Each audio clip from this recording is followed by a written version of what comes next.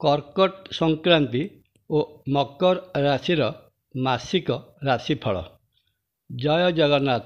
ନମସ୍କାର, ମୁଁ ତପନ ଆଷ୍ଟ୍ରୋଲୋଜିକୁ ଆପଣଙ୍କୁ ସ୍ୱାଗତ। ମକର ରାଶି କାଳପୁରୁଷର ଦଶମ ଅଙ୍ଗ ବା ନୈସର୍ଗିକ ରାଶିଚକ୍ରର ଦଶମ ଭାବ। ଶନି ମହାଗ୍ରହ ଏହି ରାଶିର ଅଧିପତି। ମକର ରାଶି ଏକ ଚର ରାଶି ଏବଂ ଏହି ରାଶିରେ ତିନି ଗୋଟି ନକ୍ଷତ୍ର ଯଥାକ୍ରମେ ଉତ୍ତରାଷାଢ଼ ନକ୍ଷତ୍ର, ଶ୍ରବଣା ନକ୍ଷତ୍ର ଓ ଧନିଷ୍ଠା ନକ୍ଷତ୍ର ଭୋଗ ହୋଇଥାଏ। ଉତ୍ତରାଷାଢ଼ ନକ୍ଷତ୍ରର ସ୍ୱାମୀ ରବି ମହାଗ୍ରହ, ଶ୍ରବଣା ନକ୍ଷତ୍ରର ସ୍ୱାମୀ ଚନ୍ଦ୍ର ମହାଗ୍ରହ ଓ ଧନିଷ୍ଠା ନକ୍ଷତ୍ରର ସ୍ୱାମୀ ମଙ୍ଗଳ ମହାଗ୍ରହ ହୋଇଥାନ୍ତି।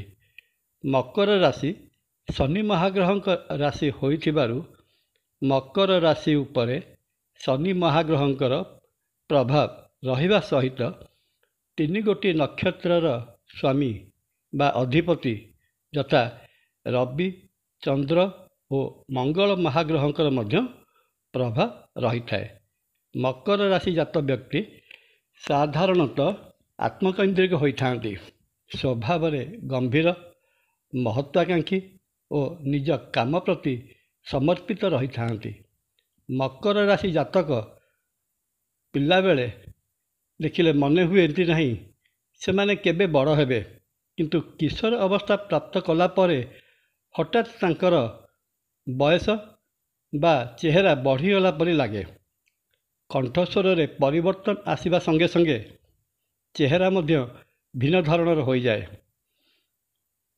କିଶୋର ଅବସ୍ଥାରେ ସେମାନେ ଯୁବକ ଭଳି ଦେଖାଯାଇଥାନ୍ତି।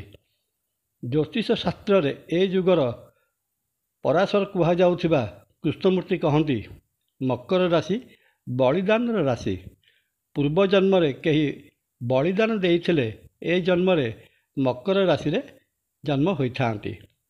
ବୈଦିକ ଜ୍ୟୋତିଷ ମତରେ ରାଶିଚକ୍ରର ଦଶମ ସ୍ଥାନ କର୍ମସ୍ଥାନକୁ ପ୍ରତିନିଧିତ୍ୱ କରୁଥିବା ବେଳେ ମକର ରାଶି ନୈସର୍ଗିକ ରାଶିଚକ୍ରର ଦଶମ ରାଶି।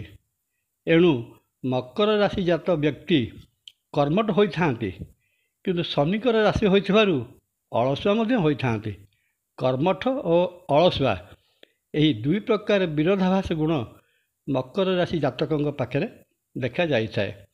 ଚଳିତ 2024 ମସିହା ଜୁଲାଇ ମାସ 16 ତାରିଖ ମଙ୍ଗଳବାର ଦିନ ସୂର୍ଯ୍ୟ ଗୋଚରରେ ମିଥୁନ ରାଶିରୁ କର୍କଟ ରାଶିରେ ପ୍ରବେଶ କରିଛନ୍ତି।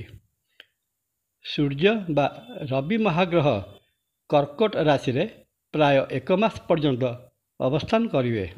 ଏହାଙ୍କୁ ସୂର୍ଯ୍ୟ ବା ରବି ନାରାୟଣଙ୍କର କର୍କଟ ରାଶିରେ ସଂକ୍ରମଣ ବା କର୍କଟ ସଂକ୍ରାନ୍ତି କୁହାଯାଏ।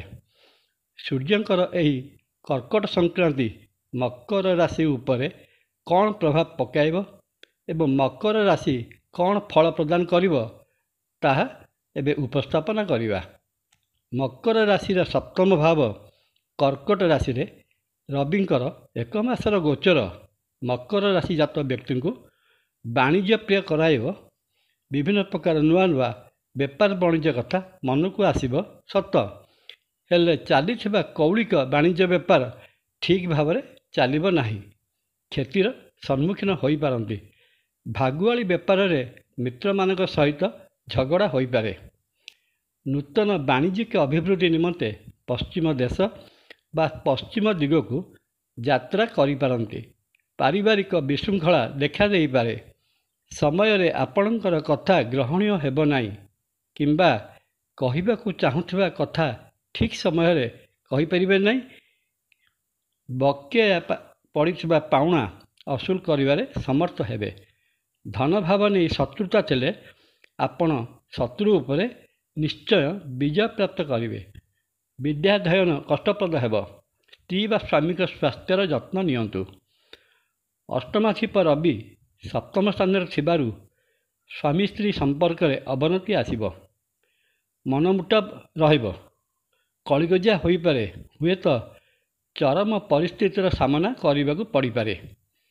ବେପାର ଉଦ୍ଦେଶ୍ୟରେ ଯାତ୍ରା କରୁଥିଲେ ଦୁର୍ଘଟଣା ପ୍ରତି ସାବଧାନ ରହିବେ। ବିଶେଷତଃ ଗୋଡ଼ ଉପରେ ପ୍ରେସର ପଡ଼ିପାରେ।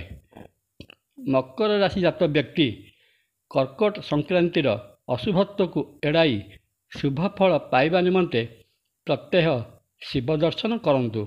ପ୍ରାତଃ ସ୍ନାନ ପରେ ସୂର୍ଯ୍ୟଙ୍କୁ ବା ରବି ନାରାୟଣଙ୍କୁ ଅର୍ଘ୍ୟ ପ୍ରଦାନ କରନ୍ତୁ। କର୍କଟ ସଂକ୍ରାନ୍ତି ସୁଖପ୍ରଦ ହେବ। ଭିଡ଼ିଓଟି ଭଲ ଲାଗିଲେ ସବସ୍କ୍ରାଇବ୍ ଓ ସେୟାର କରିବା ପାଇଁ ଅନୁରୋଧ। ଜୟ ଜଗନ୍ନାଥ। ନମସ୍କାର। ତପନ।